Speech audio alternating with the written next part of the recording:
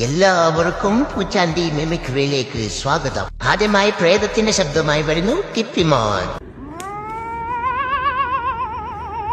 നല്ലൊരു കയ്യടി കൊടുക്കുക. അടുത്തയായി വരുന്നു കുയിലിന്റെ ശബ്ദമായി കുയിലി വാസു. അടുത്ത കുഴഞ്ഞന്റെ ശബ്ദവുമായി ഓറഞ്ച് കുമാർ.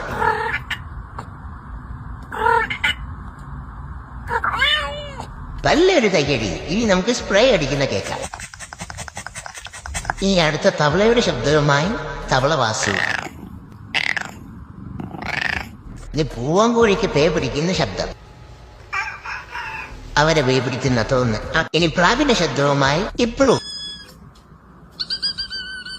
പശുവിന്റെ ശബ്ദവുമായി രമണൻ.